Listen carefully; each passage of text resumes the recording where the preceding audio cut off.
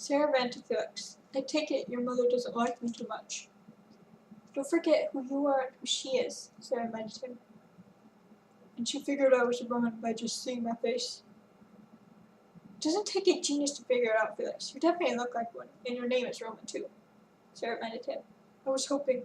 Oh, never mind, it was a far-fetched idea. Sarah read his mind. I know what it was. You were hoping my mother would take in you and Caleb. Felix's face grew hot, and he turned bright pink. Well, yeah, he admitted. It's just that, for the first time in my life, I haven't had anywhere to go. I don't have a place to call my own home anymore.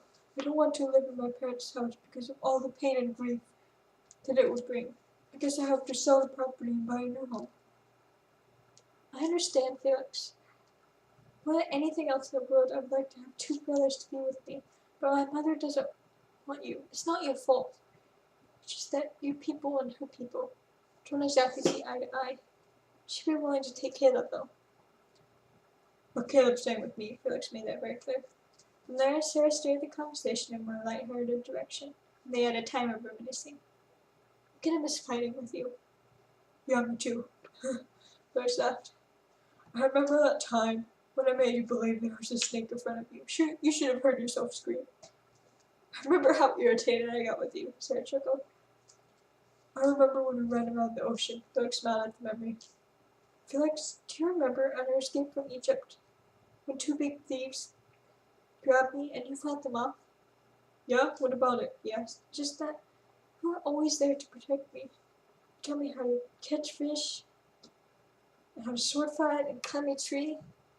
No matter how much we fought, you were always there to help me out.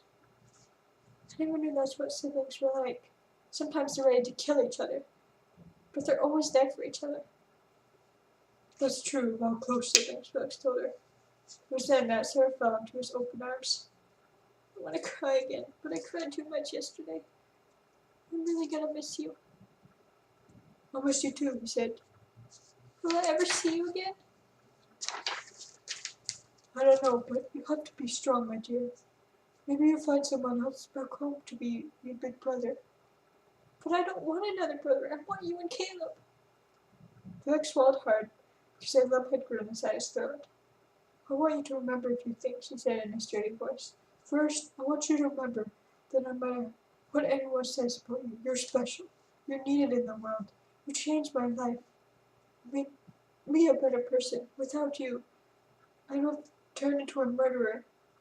I agree with what she has told you. I believe you could change the world. Sarah didn't know what to say. She was deeply touched, and she felt much loved. What's the other thing? She asked. It doesn't matter how far apart we are, because you, Caleb, and I will always be like family. I love you, Sarah told him. I love you too, he said. Thanks for looking out for me. Sarah expressed her gratitude. Well, thanks for being my little sister. And don't worry, I'm not going to forget about you. Sarah let go so she could wrap her arms around Caleb.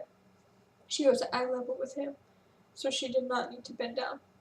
I'll miss you, big sissy, Caleb told her. I'll miss you too. Felix is going to take good care of you, little brother. Sarah did not want to let go of either Felix or Caleb, but finally her mother pulled her away from the two of them. Felix picked Caleb up, and they walked away. Come on, Sarah, let's go home, Mikhail insisted. No, I'm not going, Sarah burst out. What? Mikhail was surprised by her daughter's sudden outburst. How could you be so cold to Felix? He's a Roman, Sarah. They're nothing but filthy pigs. Why can't you judge them individually? Felix doesn't like the other Romans. You know, he's a good person. Be realistic, Sarah. They're nothing but a hateful group of people, Mikhail said. You hate them. But the man who just died showed them love. He even loved his killers. And how did this man die? Mikhail asked. He was crucified, Sarah said reluctantly. My point exactly. The Romans are the only ones with the power to crucify. Yes, some of them do crucify, but Felix didn't take any part of it. The first time I met Felix, he gave me bread. From the very beginning, he reached out to me. He was just setting you up. I know he would have eventually betrayed you. Romans don't care about anyone but themselves. I've seen betrayal, and it's not in Felix. Well, it doesn't matter, because you're coming home, and you're not seeing that Roman again. That's an order. No, I'm not going back. Home is where your family is. I'm your family, Sarah. This Roman boy isn't. Yes, he is, Sarah argued. Did I give birth to him? If I didn't give birth to him, he's not your brother. Both Caleb and Felix are like brothers to me. Nothing you can say can take that away from me. Grow up and get rid of this childish attitude, Mikhail yelled.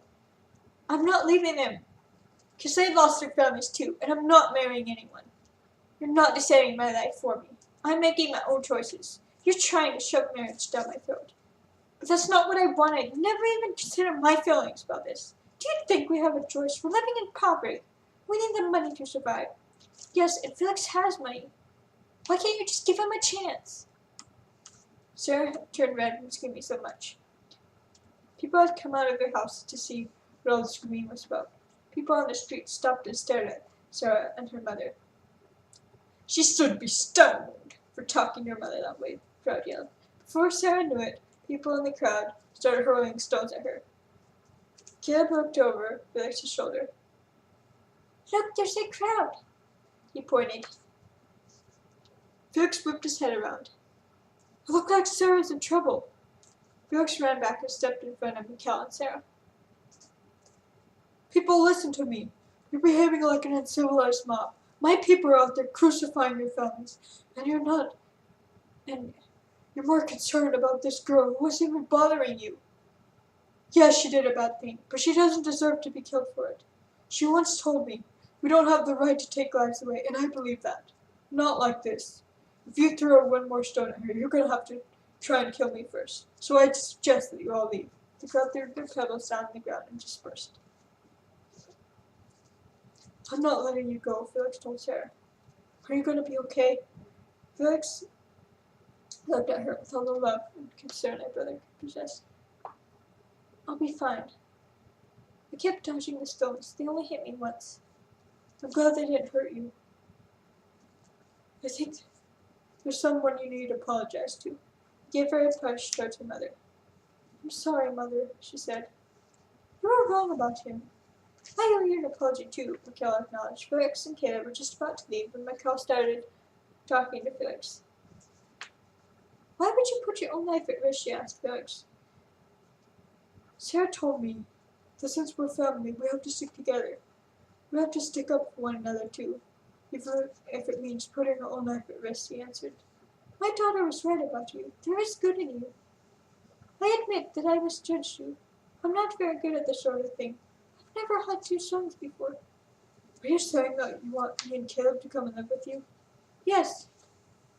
That's what I want. Sarah opened her mouth in surprise. She embraced both Caleb and Felix. I think I realized my purpose, Felix. I was born to be a peacemaker. Like you just did. I'm going to help people to get along. I think that's a noble thing to do, Felix said.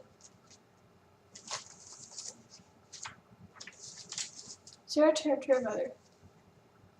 Is it okay if we leave tomorrow, Mother?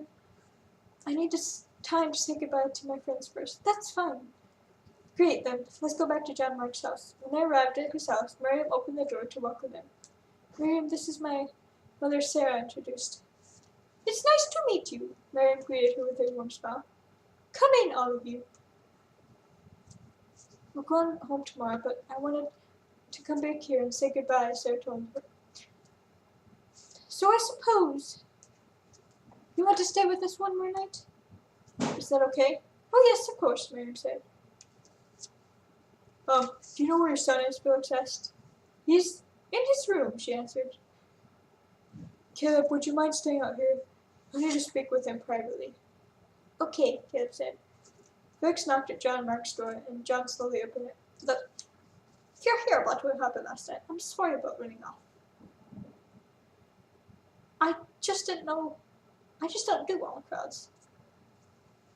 I was hoping to stop the master said, but when I saw the crowd, I just lost my nerve.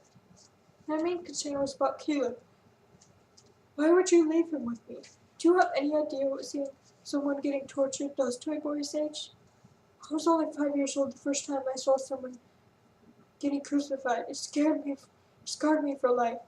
Ever since then, I've had recurring nightmares. I've never taken part in one.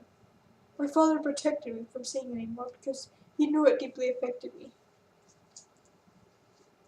How people could be so cruel. I shudder to think of what happened last night affected Caleb. You could have at least taken him with you. I really wasn't thinking last night. I'm sorry. I lost my head, John. I committed. Well, let's just hope he won't be damaged by what he saw last night. Luke said, you really do care about Sarah and Caleb, don't you? Yeah, I do. I've never seen people become so close that haven't known each other for so long. What drew the three of you together? Strangely enough, it was pain. Pain from loss. Well, I guess I can't really relate because I've never lost anyone. Except that you lost Jesus yesterday, folks remind him. That's true. You know, I was thinking that in the future maybe I should write down everything that happened to the Master, John Mark said. Nothing else. He was a good man, folks said. Sarah sat down with her mother in the kitchen. Mother, you have to tell me. How in the world did you find me? Oh, it wasn't very difficult, really. I knew you were going to Israel, and this was the first city I came to look for you. Mikhail took out a small box from her belongings. What's that? Sarah asked her. I saw your grandmother, and she gave me a box to give to you. Sarah carefully opened the box and let out a squeal of delight. She saw the pearls shimmer before her eyes. I wasn't sure if you lost our family necklace or not, but my mother had a spare one. Sarah hugged her mother again. Oh, thank you, Mother. It's just perfect, she said. That night, everyone slept peacefully. Mikhail was put into the spare room with Sarah. The next morning, Sarah woke up and walked outside for a beautiful early morning stroll. She walked to the hill where Jesus was crucified and sat down in the grass among the budding flowers. She picked up a rose to smell the wonderful scent. And she was reminded once again of the love she saw in the eyes of the Messiah. Sarah put her head in her hands and started to sob again. Another girl walked up to her. Why are you crying? The girl asked. My aunt died here a few days ago. Sarah told her. Have you not heard? That Jesus has risen from the grave. Sarah looked up at the girl with a confused expression on her face. I saw him at sunrise this morning, the girl continued. I thought he was a gardener at first, but he revealed himself to me. The grave could not hide my Lord. Sarah beamed, and her eyes twinkled with excitement. She jumped to her feet and ran back to John Mark's house. She ran into the room and burst into the guy's room. Wake up, everybody! Jesus is alive! What? Phyllis sat up with a start. The girl told me. She saw him this morning. He just walked out of the grave. Come on, we have to see, Sarah screamed. Okay, I'm coming, Felix said. John and Caleb did not wake up, but Felix followed her outside. Standing on the street, Sarah saw the risen Christ himself, and she ran into his arms. How can you be alive? I saw what happened to you. It was awful, Sarah said. It was necessary for me to die, and then to rise again in order for me to fulfill all that was written about me by the prophets. Then Jesus turned to Felix. Are you now willing to believe in me? I do. I do believe that you are the Son of God, he answered. Blessed are you because of your faith. What's going to happen to you now? Sarah asked. I'm going home to prepare a place for you. You're leaving? Sarah sounded very upset, and a teardrop fell from her eyes. Do not feel sad for me, dear one. I will be gone only a little while, and then one day you will see me again, he said as he tenderly brushed the tears off her cheek. What are we supposed to do for now? Go into the world and tell the people of how I came to bring them life. Tell the whole world about my love for them. We will, Jesus, they both promised him. I love you, Sarah told him. Jesus looked at her, such a fondness that everything within her grew warm. I love you too, more than you'll ever know. Are you gonna still be my big brother? Jesus nodded his head. You're my little sister forever, sir. Even if I am not visible, I will always be with you. I promise. I will always be there for you. Then he kissed her cheek. Felix tapped her on the shoulder. We have to go now. Your mother and Caleb are waiting for us, he reminded her. James embraced both Sarah and Felix together. Then they turned to leave. When Sarah turned around again, he had vanished from sight. I'm gonna miss him, Sarah said. I guess I'll miss him too, Felix told her. You know, Caleb really looks up to you. He loves you a lot. Yeah, I noticed. I love him a lot too. I just hope that I can be a positive influence in his life. Well, you will be, Felix. You really know how to take care of us. I'm really glad you're a part of our family now. I never imagined my dream would come true this way. Caleb, you and I will always be together, right? Felix smiled and put his arm around her shoulder. Let's go home, little sister. We have a long way home. The end.